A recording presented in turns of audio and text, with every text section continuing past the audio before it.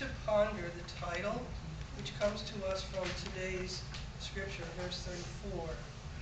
Where your treasure is, there your heart will be also. Many people read that differently and preach on it differently, but it does not say where your heart is, there your treasure will be. It doesn't say that. It says where your treasure is, there your heart will be. And I want to share with you a story that I shared. It's a true story, and I shared it probably 9 or 10 years ago when we were a very young church. It meant something to us then, and I think it will mean something to us now as we look forward to celebrating our 10th anniversary in just a couple of months, I guess. But it's a true story, and it's called the 57-Cent Church. I don't know if you remember it or if you were here. But it's a story of a little girl who stood near a small church from which she had been turned away because it was, according to them, too crowded. I can't go to Sunday school, she sobbed to the pastor who happened to be walking by. Seeing her shabby, unkempt appearance, the pastor guessed the reason. And taking her by the hand, took her inside and found a place for her in the Sunday school class. The child was so happy, and she went to bed that night thinking of the children who also had no place to be with Jesus.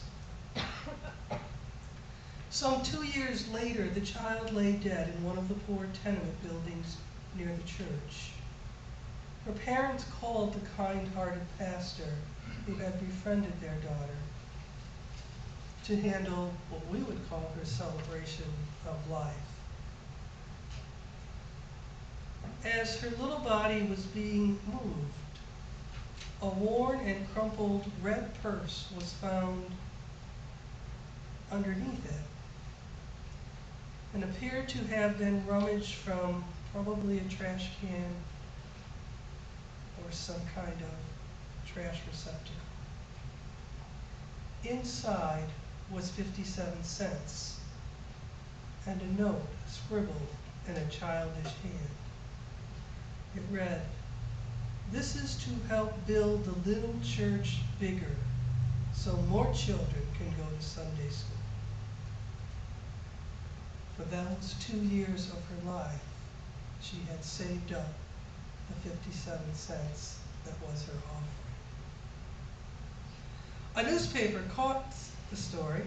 It was read by a wealthy realtor, not a retired one, Chris, so you know, who offered the church a parcel of land worth many thousands. When he was told the church could not afford that, he offered to sell the land to the church for 57 cents. Church members made large donations. Checks came from across the country. And within 5 years, the little girl's gift had increased to $250,000. Now that may not seem like a lot today, but this was at the turn of the 20th century. Some of you were alive then.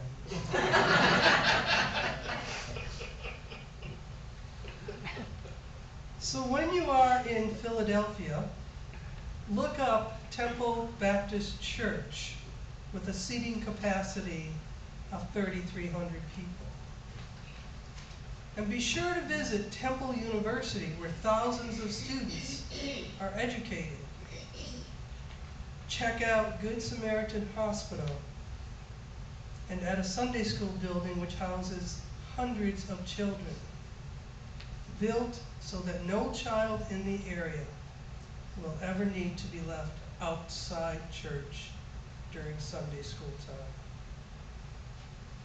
In one of the rooms of this building may be seen the picture of the little girl whose 57 cents, so sacrificially saved, made such remarkable history.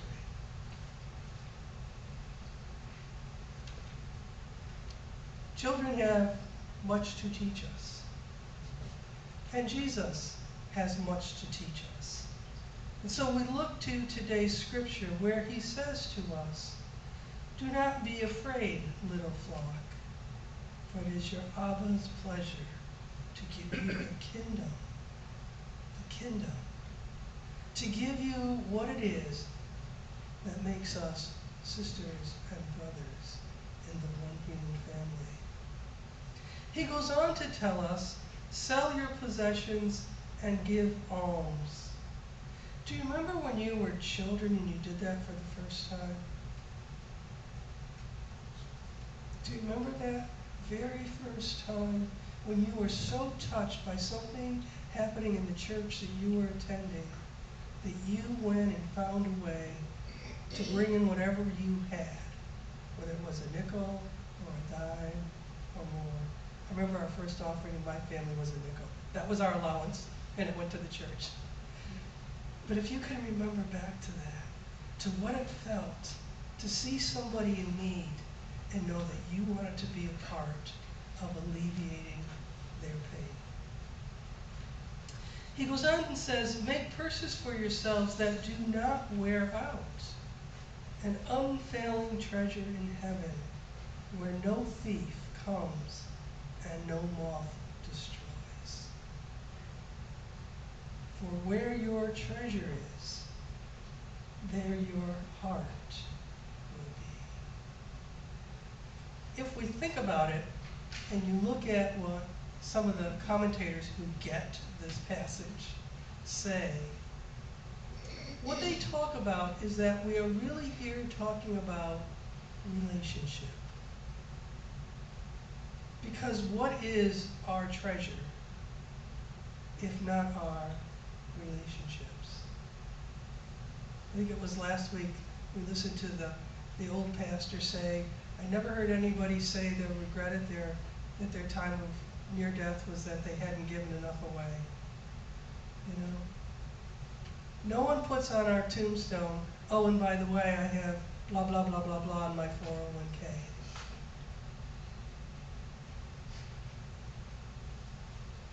David Luce says of this passage, "The primary call of the church today is to become a place where people are so rooted in the promise of God's good pleasure, reminded of their identity as God's beloved children, and affirmed in their inherent self-worth and dignity, that they can then see all those around them as having self-worth and dignity." That's a pretty amazing call to us as church, but it is indeed what we are called to do. And so I think the question becomes for us today, how do we make purses that don't wear out?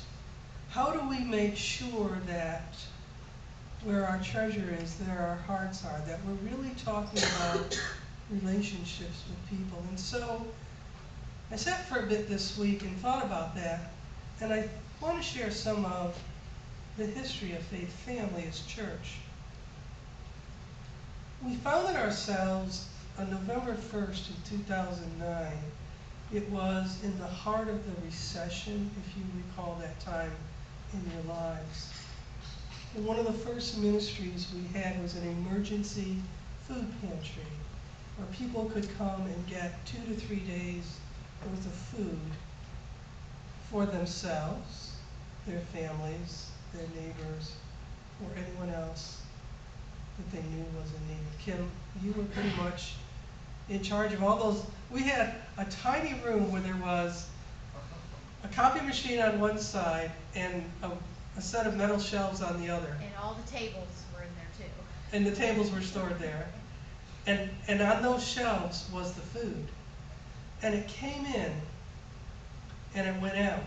It was a carry-in, carry-out food pantry because by the lease we had with that business complex, we weren't allowed to let people who asked for food to come in and get it. So it went out. The neat thing about that pantry was as the history of it went on, no one said anything, but I watched as people took food out for their families and months later started to bring back food for other families. That was a pretty neat beginning in the history of our food pantry.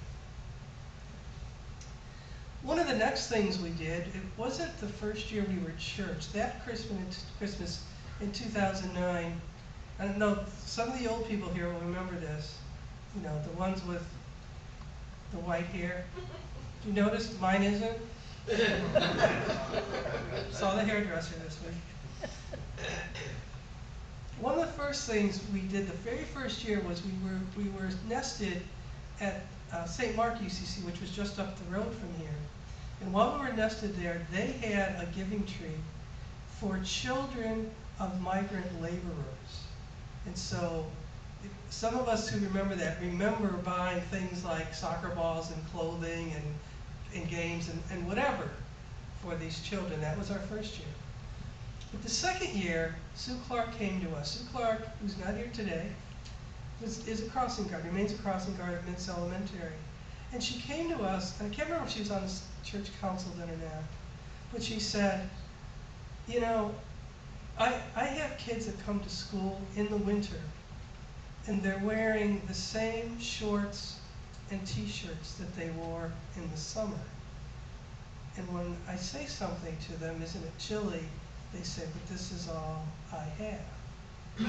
And she discovered in conversations with those children that we thought at the time there were about 10 children who were living in cars with their families. And so that began our ministry to Mintz Elementary. And it began at Christmas time, and that's why we collect gift cards for them at Christmas time. And then it continued into what we just did last weekend, which was collect book bags and school supplies. And I will tell you that on Monday morning, we had, I don't know how long those carts were, but they're about 5 feet long, 6 feet long, and a couple of feet wide. And we stacked that cart 4 times and had to hold on to the book bags and supplies so they wouldn't slide off. And I got to meet the principal that day. They went and got her. I actually met Rick, who's the maintenance man, and their police officer, whose name I don't remember, who's a nice guy. And the principal came down.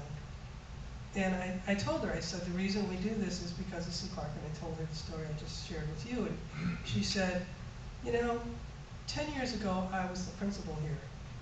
And she said, when I became principal here, there were 50% of our students who qualified and received free and reduced lunches, which in a school district, and I checked this with Mary Z today, and she told me it's accurate, is how they measure poverty. She said, I've been here 10 years, and 10 years later, we now have 75% of our students who qualify for free and reduced lunches. And the maintenance guy and the police officer at the school were so excited. They kept saying, we're going to take this stuff and put it on the stage. We're going to take this stuff and put it on the stage. Because they had an open house last week that the parents came to. And they wanted the parents to see that this little place down the road called Faith Family United Church of Christ still did what it could to take care of our children. And when I left, I said to them, please continue to take care of our children. And I said it to the police officer, and I said it to the maintenance man, and I said it to the principal. And I said, and we will do what we can on our end to do the same. And as I left, the police officer needed to unlock the gate to let me out. And I said, oh, thank you so much. And he said, no, ma'am, thank you so much. And I want you to hear those words of gratitude from the people that received the gifts of your generous hearts. So that was the second thing we did. Then John Chisholm. John, raise your hand for those who don't know. John Chisholm was on the church council, and he came to us one night and he said, hey, I want you to know what I did today. John, you can probably tell the story better than I, but I'm going to paraphrase it. If I screw it up, you fix it at hospitality time. And he said, I met somebody who lives near my apartment house. He lives in senior housing in Tampa. And he said, and he didn't have any shoes. So I went upstairs to my closet and I got him a pair of shoes. He said, and then I discovered there are a whole bunch of people who were living in the park near my building, and they also didn't have any shoes. So I went up to my closet, and when I left my closet, I left 3 pairs of shoes, and the rest of the shoes I brought down, and I gave shoes and socks to the people who lived in the park near me. He said, does Faith Family want to do something like that? And in that experience, and in that telling of that, we birthed the Boots and Blankets Ministry, which now quarterly has giveaways at Trinity Cafe in Tampa, thanks to the generosity of this group and the inspiration of an old street preacher named John Chisholm. John used to be a street preacher in his day when he was attending bar. Is that right? I know the stories. And then we had, I don't want to say it was a tragedy strike, but we had some disconcerting news, some news that was difficult to hear. And we found out that Logan Ressler Brown had contracted stage 4 neuroblastoma. Kim, what year was that? I don't remember. 2012. Okay. And so Kim said, can we do something for Logan and the kids like him at St. Joe's Children's Hospital? Now the kids there, it also says on the side of the building, St. Joseph's Cancer Center for Children. So that's when we birthed the St. Joe's, I don't know, the holidays, giving away. 2014, right before it passed. We started giving gifts to their treasure chest. And the treasure chest is where they went after they had a particularly difficult procedure or something painful that they had to get through. And then their faces would light up because they could take something from the treasure chest that helped make the pain maybe not go away, but at least be a little bit distracted. And Logan passed in 2014. at the age of 5. And a number of us attended his funeral. And Kim said, can we keep this legacy going? And so till this day, we keep our treasure chest and our treasure hunting, it's all about treasure, for the kids at St. Joe's Children's Hospital. And you'll hear in the prayer book on any given Sunday, Kim will put in names of other children she knows of that are struggling with cancer or the other serious illnesses they deal with at St. Joe's. We began an animal blessing, I'm not sure what year it was, and it's been different places. It started at Mamacita's, and it's now at Karen and Meg's because we need a place that's fenced in for the animals. But with that blessing, we've always collected food and supplies for our local animal shelter for the animals that don't have human parents like our animals do. And that's something else we will be continuing in October.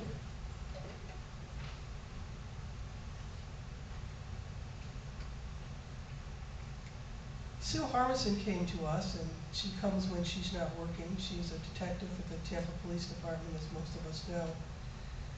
And before that, we would do something on the weekend of 9/11. Most of the time it was we would take the flowers we had on the communion table and we would take them to like a local fire station or police station in this area. But when Sue came here, we decided kind of on the spur of the moment that we would support Sue. She works at, anybody know?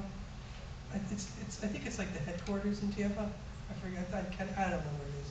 I make stuff up. But anyway, yes, my wife. But anyway, we decided that day that anybody who had extra change or an extra $1 or $2 would give it to Sue, and she would buy donuts for the police officers at the Tampa police station where she worked. And I forget how much came in, and it went, some people gave whatever change they had, some people gave $1, some gave 5, some gave 20, it didn't matter. And we've kept that going so that we could honor in our own way, because we don't live in New York City, the lives of our first responders, those who are running into the buildings as the rest of us are running out of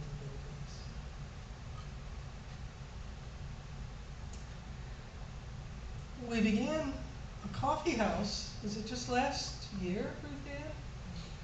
And we did that so we could raise money for the United Church of Christ Christmas Fund, as well as for the Mintz Elementary kids who would not have Christmas if it weren't for Faith Family United Church of Christ. And I don't know if you know, but the Christmas Fund by the United Church of Christ goes to people in need who have worked for the church at some point in their lives, retired, perhaps on a retirement that is much less than helps them through the year. Sometimes they give money to, and you can be a pastor, you can be a janitor, you can be a deacon, it doesn't matter who you are, but if you work for a church, you can ask the pension board if they will help you. And sometimes they help with insurance, and sometimes they help with other kinds of needs. But that was one of the things we did, and the other was Mintz Elementary. Again, a couple of years ago, that we had, maybe 3 years ago, they had a Christmas tree. It was a giving tree in their lobby for people to take the tags off and have a child's age, gender, and maybe what size they were and if there was something in particular they wanted. And then it stopped. And I said to Cindy, why did that stop? Because people like to do that. And she said it stopped because all the nonprofits in the area stopped giving to Mintz, and they couldn't get the tags taken so that all the children in need could get something. Faith Family has not taken tags, but has taken gift cards over year after year so that those children and their families can have food and something at Christmas.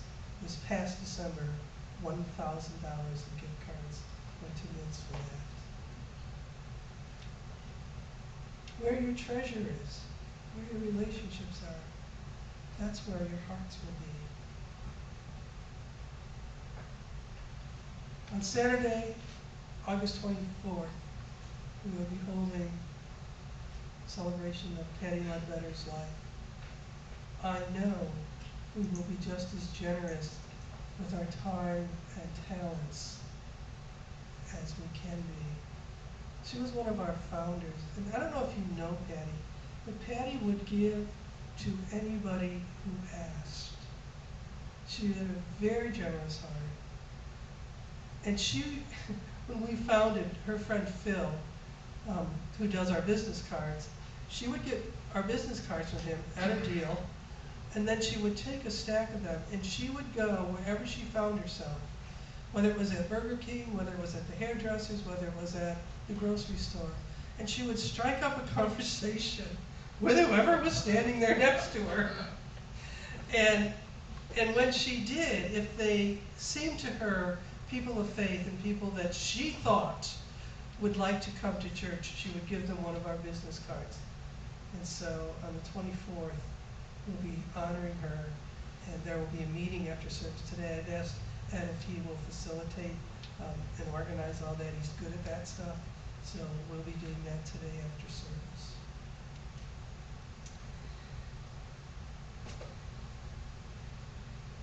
Our treasure is our response to our call to be in a relationship with God, relationship with one another, relationship with our dear neighbors, whether they're nearby neighbors or far away neighbors. Do you remember when a UCC church had a shooting at it, oh gosh, 4 or 5 years ago? I forget the name of it now, but one of our UCC pastors had family there. And we took up a collection and sent money. In our very first year of being church, Haiti, as always it seems, got hit by a terrible, terrible hurricane event. And we took up money and we sent it in. And the person that organized that was Patty Ledbetter. We weren't UCC then. We didn't know how to get it to somebody, but she had some organization that they contributed to through work. So she took care of that for us. That's what Treasure's about. This is why we founded Faith Family, and it's why we continue to be Faith Family. Now comes the hard part of the sermon for me. I have been in conversation for several months now with Reverend Leslie Etheridge. I have also had a number of doctor's appointments in the past 3 or 4 months. The most recent one just last week. I met with Reverend Leslie this Tuesday, and I had to say to her, I can no longer have my retirement date be January 1st of 2021. I need my retirement date to be January 1st of 2020. When we're young, we don't imagine what older age will bring. I'm concerned that I have some quality time with my beloved and with our family. We are not forsaking a church that we love, where our treasure is. But my last day in the pulpit will be November 10th of this year, after which I'll be taking sabbatical and vacation time to finish out the year. November 10th is not the day I picked, it's the date that Leslie can be here to do a ceremony of going away and of what pastors do when they have to retire. And it happens to be what would be my mother's 99th birthday. And so I thought, well, maybe that's the day it's supposed to be. I don't want this to be somber. I want us to celebrate who we've been and who we are. And yesterday morning, I woke up early and I turned on PBS and they had a special musical on, and it was from Chicago. And I didn't catch the beginning of it, so I don't know what terrible event in Chicago they were trying to bring people together over. But I do know that's exactly what they were trying to do, that singer after singer and presenter after presenter, Reverend Jesse Jackson was there. They were trying to bring the people of Chicago together after a tragedy they had faced together. And one of the last things that was said that day on that special was, stand up, hold on, and swear you won't let go. I think that's what we need to do. I think it's what we will do as church. I count on all of you to be the next chapter of this relationship that shows God that where our treasure is, that's where our heart's at.